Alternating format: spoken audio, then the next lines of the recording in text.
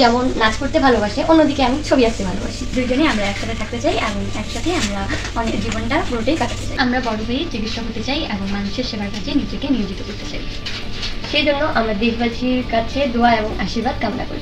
এক সময় সমাজের চোখে তারা ছিল অভিশপ্ত। জন্মের পরই কুসংস্কার, অপবাদ আর মানুষের দয়া বঞ্চনার ছায়া পড়েছিল মণিমুক্তার ওপর। কেউ কেউ বলেছিলেন জোড়া শিশু হবে সাধারণ জীবনের বাইরে। তবু সেই ভয়ের প্রতিকূলতা ও অন্ধকারের মাঝে জন্ম নেওয়া দুই কন্যা সন্তান আজ হয়ে উঠেছে সাহস, স্বপ্ন আর অধ্যাবসায়ের উজ্জ্বল উদাহরণ। বাংলাদেশের চিকিৎসা বিজ্ঞানে আলোচিত ও নতুন ইতিহাসের সাক্ষী হিসেবে 17 বছরে পা দেওয়া মণিমুক্তার জীবন আজ অনুপ্রেরণার প্রতীক। দেশে প্রথম সফল অস্ত্রোপচারের মাধ্যমে জোড়া লাগানো শিশুর সফল পৃথকীকরণের ইতিহাস হল দিনাজপুরের মণি ও মুক্তা। শুক্রবার 22 আগস্ট তাদের জন্মদিন।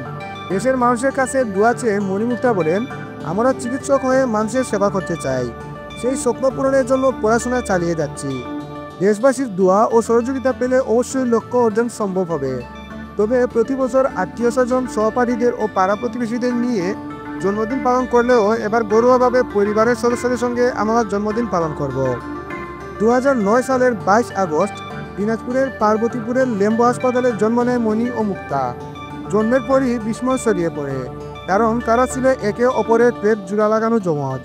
কেউ কেউ এটিকে সৃষ্টিকর্তার অভিশাপ ভেবে পরিবারের ওপর কটু কথা বলতো। অনেকেই বলেছিল শরীর জোড়া লাগানো এই শিশু দুটিকে অস্ত্রোপচারের মাধ্যমে আলাদা করার ইতিহাস বাংলাদেশে নেই, এমন চিকিৎসকও বাংলাদেশে নেই। অনেকে বলেছিল তাদের আলাদা করে স্বাভাবিক জীবনে ফিরিয়ে আনতে হলে বিদেশে নিতে হবে। দরিদ্র পরিবারে অভাব অনটন থাকায় বিদেশে নিয়ে গিয়ে চিকিৎসা করানোর সামর্থ্য না থাকলেও বাবা জয়প্রকাশ পাল ও মা কৃষ্ণারানী পাল হাল ছাড়েননি। বাংলাদেশের বিভিন্ন জায়গায় খোঁজ নিতে থাকেন সন্তানদের স্বাভাবিক জীবনে ফিরিয়ে আনার জন্য। অবশেষে রংপুরের চিকিৎসকদের পরামর্শে শরণাপন্ন হন ঢাকার শিশু হাসপাতালে। 2010 সালের 8 ফেব্রুয়ারি ঢাকার শিশু হাসপাতালে শিশু বিশেষজ্ঞ ডাক্তার AR খানের নেতৃত্বে সম্পন্ন হয় জটিল অস্ত্রোপচার। ঘন্টার পর ঘন্টা চলে সেই দুঃসাহসিক অস্ত্রোপচার। অবশেষে মণিমুক্তাকে সফলভাবে আলাদা করা হয়। ভিন্ন সত্তা লাভ করে মণি ও মুক্তা। এ সফল অস্ত্রোপচার বাংলাদেশের চিকিৎসা বিজ্ঞানের ইতিহাসে নতুন অধ্যায় হিসেবে লেখা হয়। দেশে প্রথম অস্ত্রোপচারের মাধ্যমে জোড়া লাগানো শিশুর সফল পৃথকীকরণের ইতিহাস হল মণি ও মুক্তা।